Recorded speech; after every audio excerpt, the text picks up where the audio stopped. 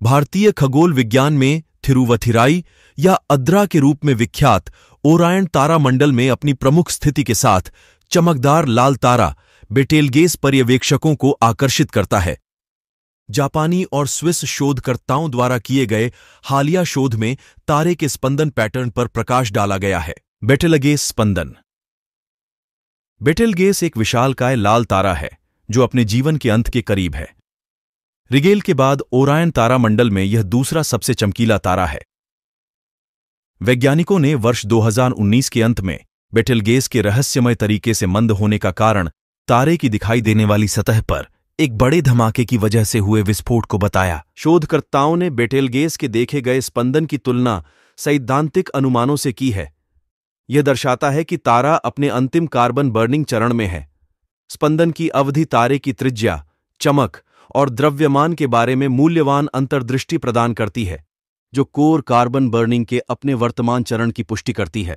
बेटेलगेस दो मुख्य कारकों के कारण चमक में भिन्न होता है: इसकी सतह के तापमान में परिवर्तन तथा इसके आकार में परिवर्तन। एक विशालकाय लाल तारे के रूप में बेटेलगेस की एक बहुत ही अस्थिर बाहरी परत होती है, जो संवहन और स्पंदन हेतु प्रवण होती है।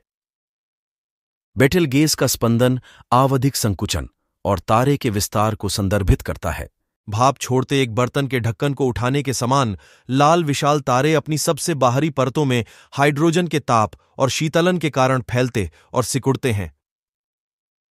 तारे के सबसे बाहरी आवरण में शीतल तटस्थ हाइड्रोजन होता है, जो भीतरी भाग से ऊष्मा को अवशोषित करता है, जिससे तारे का विस्तार होता है। जैसे जैसे तापमान बढ़ता है, हाइड्रोजन आयनित हो जाता है और अधिक ताप को अवशोषित कर सकता है, जिससे बाहरी आवरण का अत्यधिक विस्तार एवं उत्सर्जन होता है। इस प्रक्रिया की चक्रीय प्रकृति के परिणाम स्वरूप तारे का समय समय पर धुंधला होना और चमकना देखा जाता है। बेटेलगेस जैसे सितारे अपने प्रारंभिक चरण के दौरान हाइड्रोजन को हीलियम से जोड़ रहते हैं, जो गुरुत्वाकर्षण और ऊर्जा विमुक्ति के बीच संतुलन बनाए रखने में सहायता प्रदान करता है। बेटेलगेस जैसे तारे जब कार्बन बनाने हेतु हीलियम का उपयोग करते हैं तो कुछ करोड़ वर्षों में उनका बड़े पैमाने पर हाइड्रोजन ईंधन समाप्त हो जाता है। हीलियम करीब 10 लाख वर्ष में खत्म हो जाती है।